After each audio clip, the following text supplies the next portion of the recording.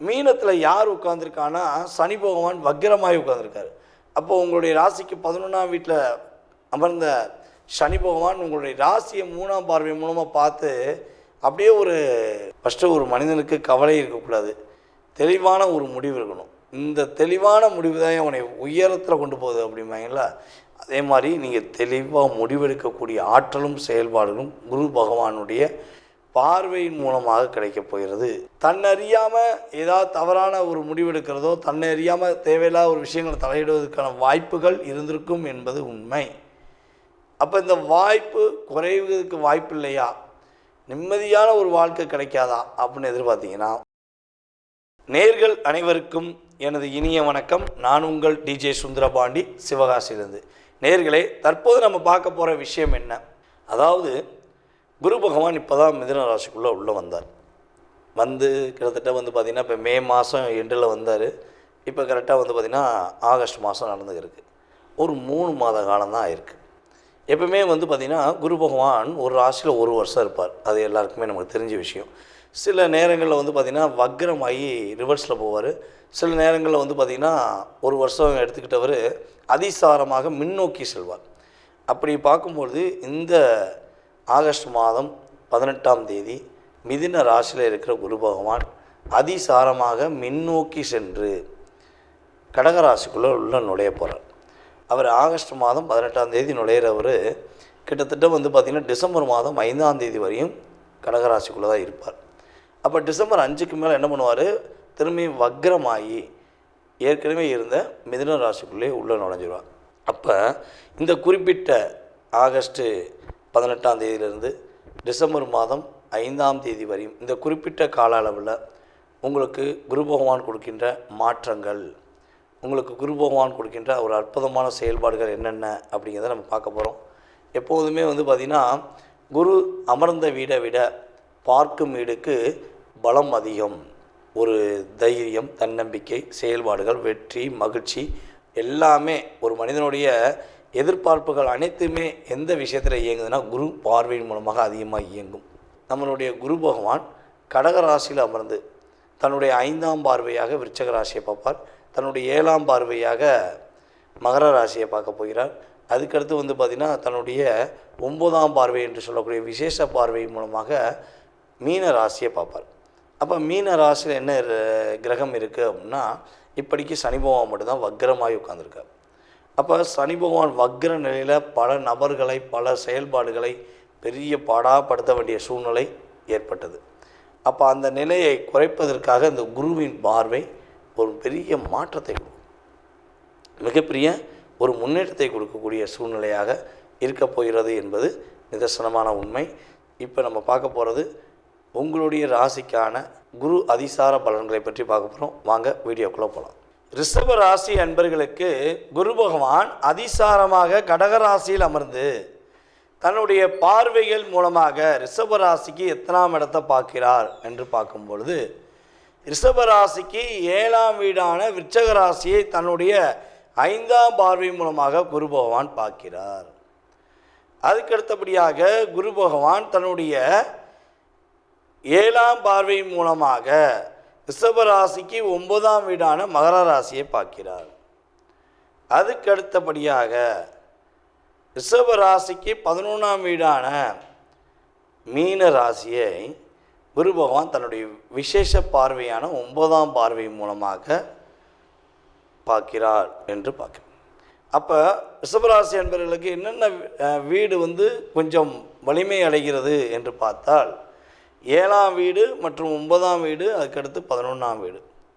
அப்போ இந்த 3 வீடுகளும் கொஞ்சம் வலுவானால் ரிஷபராசி என்பவர்கள் என்னென்ன விஷயங்களை மாற்றத்தை சந்திப்பீங்க அப்படின்னா, உங்களுடைய வாழ்க்கையில் ஒற்றுமை என்பதே ரொம்ப சிறப்பு, கணவன் மனைவி ஒற்றுமை ரொம்ப ரொம்ப முக்கியம் அப்படின்னு நினச்சி வாழ்ந்த உங்களுக்கே கிட்டத்தட்ட கணவன் ஒரு இடத்திலும் மனைவி ஒரு இடத்திலும் இருப்பதற்கான சூழ்நிலைகள்லாம் இருந்திருக்கும்.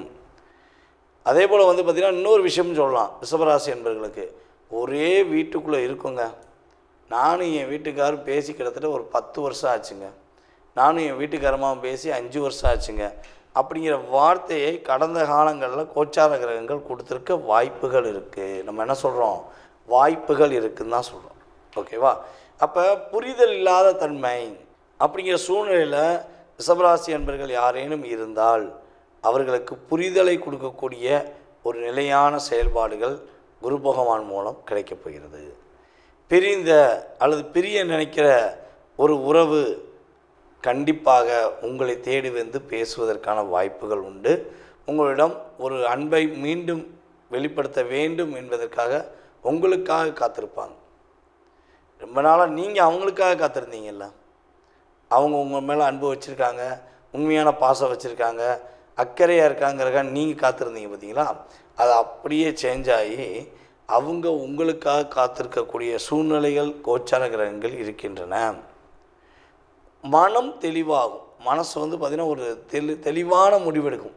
இவனாலா என்ன தெளிவெடுக்கவே தெரியல, ஏண்டா கொடுமையாக இருக்குது, எது எடுத்தாலும் முட்டுக்கட்டே போடுறாங்க, எங்கேருந்து அடிக்காந்தல, எவன் அடிக்காந்தல, எப்படி அடிக்காந்தல, ஆனால் என்னை வச்சு செய்கிறாங்கப்பா அப்படிங்கிற ஒரு சூழ்நிலைகளோ கிரகமைப்பு ரீதியாக உங்களுக்கு ஏற்பட்டிருந்தால் அந்த பாதிப்பு தன்மையிலிருந்து ஒரு மாற்றம் உண்டு. உறவு என்பது உங்களுக்கு ஒற்றுமையாக இருந்து உங்களுடைய அடுத்த கட்ட நகர்வை நோக்கி நீங்கள் பயணிப்பதற்கு உறுதுணையாக இருக்கப் போகிறது என்பது நிதர்சனமான உண்மை.